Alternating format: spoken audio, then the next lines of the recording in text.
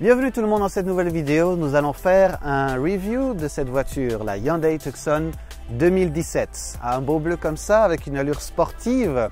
On peut voir que ce nouveau design qu'ils ont fait lui leur donne certes une allure sportive, mais il y a eu également certaines inspirations. Si on voit la calandre en avant, ça nous fait penser évidemment à Audi.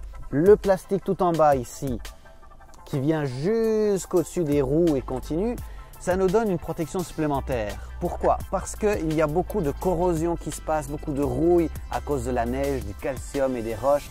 Donc avoir du plastique ici, certes c'est moins luxueux, mais à part ce look sportif, ça nous coûtera moins cher plus tard pour les désagréments de rouille sur le métal. Au niveau de la suspension ici, c'est un véhicule utilitaire de sport, ce qui veut dire qu'elle se doit bien évidemment d'être un peu plus en hauteur et d'apporter une meilleure suspension. Je trouve, pour l'avoir essayé de conduire, que la suspension est quand même bonne, mais ce n'est pas non plus le luxe comme on peut retrouver dans les BMW et les autres voitures de grande marque. Ce modèle ici, c'est un modèle avec traction avant. Vous avez en option également le all-wheel drive, le 4x4, avec une hauteur quand même qui est assez bonne, ce qui veut dire que lorsque vous êtes dans des bancs de neige, vous avez très peu de difficultés à vous en sortir. Si on regarde les miroirs, nous avons ici la lumière pour les clignoteurs, qui est donc une meilleure mesure de sécurité. Par contre, on doit dire qu'il n'y a pas de chauffage pour chauffer les vitres, ce qui est dommage pour l'hiver bien entendu, étant donné que l'intérieur est tout chauffé avec le volant, les sièges avant, les sièges arrière. C'est malheureusement une option qui est manquante là-dessus, mais en contrepartie, nous avons droit par exemple à un détecteur de proximité. Elle a très bien fonctionné à part à 2 reprises, je dois vous dire, dans notre expérience. Quand il y a eu de très fortes pluies, elle n'a pas fonctionné à 2 reprises. Et il a fallu tout simplement redémarrer le moteur pour que ça se corrige et que ça se remette à détecter les angles morts. En avant ici, dans ce design, donc on a les phares qui utilisent des lumières LED avec cette allure un peu agressive et fière. C'est ce qu'on aime de ce modèle. Assez spacieuse, on va commencer par regarder ici en arrière. Donc, vous avez une caméra de recul ici qui est très utile lorsqu'on doit se stationner. Avec le bouton ici, on va ouvrir pour remarquer tout de suite l'espace quand même assez important qu'on peut avoir en arrière.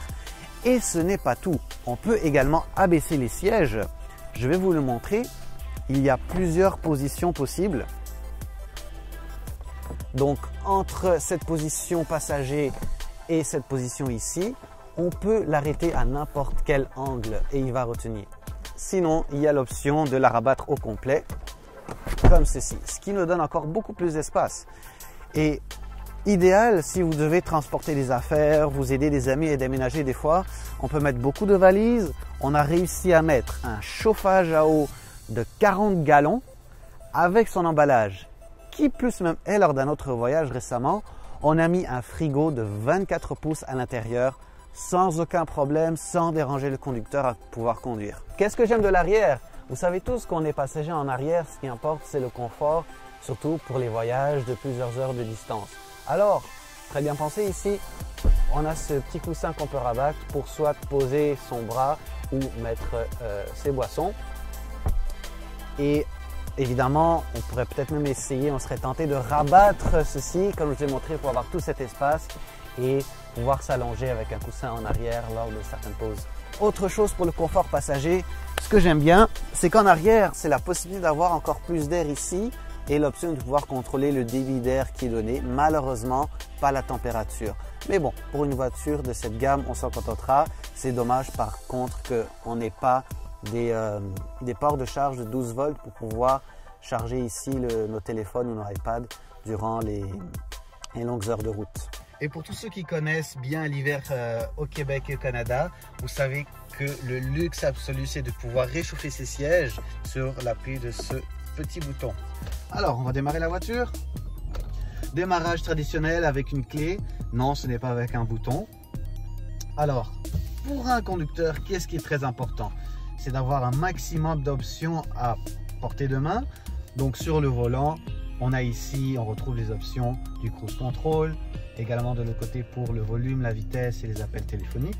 on a une panache d'options pour la radio, téléphone, etc. Ici au milieu standard, tout ce qui est le contrôle pour le volant chauffant, les sièges chauffants, etc. etc. Contrôle d'air. En bas, ce qui est très bien pensé, c'est qu'on a non pas un, mais deux ports de charge de 12 volts. Ici, prise de cigarette. On va pouvoir donc mettre d'autres chargeurs comme celui-ci. On a fait d'ailleurs une autre vidéo à ce propos pour pouvoir charger des appareils comme GPS ou iPhone, iPad, etc. On doit dire une chose, on est quand même déçu du port de charge qui est inclus avec cette voiture.